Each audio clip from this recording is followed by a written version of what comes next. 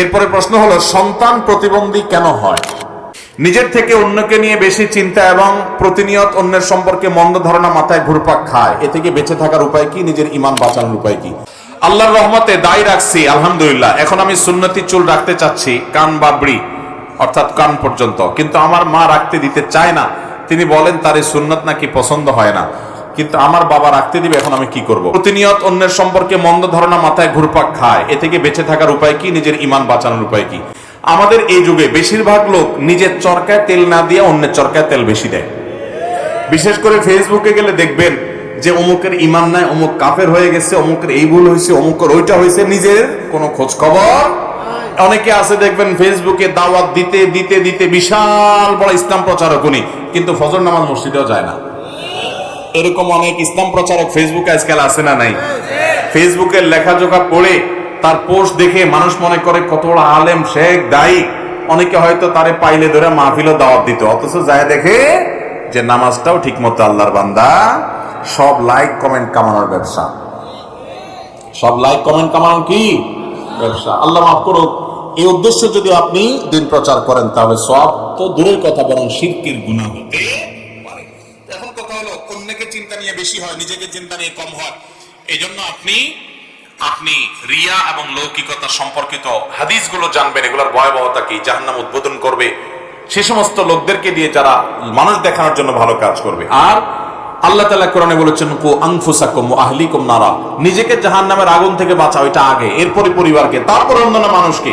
এই আয়াতগুলো বেশি বেশি করে পড়বেন এবং যারা আত্মশুদ্ধি করে, নিজের সংশোধন করে, সেই মানুষগুলোর সামনে দিয়ে থাকবেন, ইনশাআল্লাহ আল্লাহ তাআলা ভালো রাখবেন।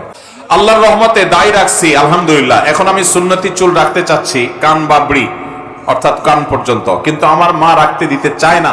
তিনি বলেন তার এই সুন্নত নাকি পছন্দ হয় না, কিন্তু আমার বাবা রাখতে দিবে, এখন আমি কি করব? প্রথম কথা হলো যে মাকে বুঝাইতে হবে, মা, নবীজির কোন সুন্নত এটা যদি বলে যে আমার ভালো লাগে না, অপছন্দ হয়, তাহলে এটা ঈমান নিয়ে টানাটানি হতে পারে। হ্যাঁ, এটা ঠিক যে আমি এই সুন্নতটা পালন এই মুহূর্তে করতে নিষেধ করতে পারি বিশেষ কোনো কারণে, সেটা অসুবিধা নাই, কিন্তু নবীজির সুন্নতের প্রতি অবজ্ঞা অশ্রদ্ধা প্রকাশ হলে সেটা কিন্তু ঈমান নিয়ে টানাটানি হতে পারে, বিশেষ করে যে ঠাট্টা বিদ্রুপ হয়, এটা মাকে বুঝাইতে হবে। আর মা যদি নিষেধ করেন কোনো সুন্নত আমল করতে, তাহলে প্রয়োজনে সেই সুন্নত আমল করবেন না, কারণ সুন্নত আমল করার গুরুত্বের চাইতে মায়ের নির্দেশ মানার গুরুত্ব অনেক বেশি। হ্যাঁ, মা যদি আপনাকে একেবারে দায় রাখতেই নির্দেশ না দেয় যে না, গায়ে রাখতেই পারবি না, সেই কথা মায়ের শুনতে পারবেন না, কারণ দায় রাখা ওয়াজিব। ওয়াজিব তরক করতে গিয়ে মায়ের কথা শোনা যাবে, বিনয়ের সাথে মাকে জানাতে হবে, মা, তোমাকে আমি ভালোবাসি, তোমার কথা আমি সবকিছু করতে রাজি, কিন্তু নবীর নির্দেশ মানতেই হবে, আফুল্লোহা আর ফুল্লোহা, সেজন্য আমি দায়ী, তোমার কথা চাচতে পারবো না। তবে হ্যাঁ, চুল লম্বা করে, এটা তো সুন্নাহ। অতএব সুন্নাহর ক্ষেত্রে যদি মা নিষেধ করে, সেটা আপনি মানবেন, মায়ের নির্দেশকে প্রাধান্য দিবেন। এরপরে প্রশ্ন হলো, সন্তান প্রতিবন্ধী কেন হয়? সন্তান প্রতিবন্ধী কেন হয় ভাই?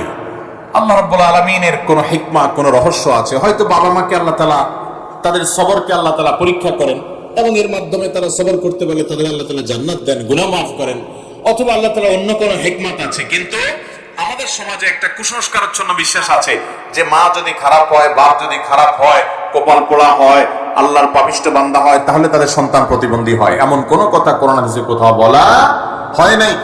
প্রতিবন্ধী অনেক নেককার মানুষের ঘরে হতে পারে কি পারে না।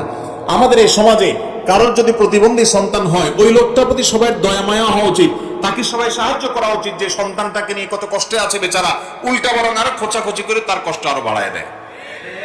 এই সমস্ত কুসংস্কার আমাদেরকে বিদায় করতে হবে ইনশাআল্লাহ।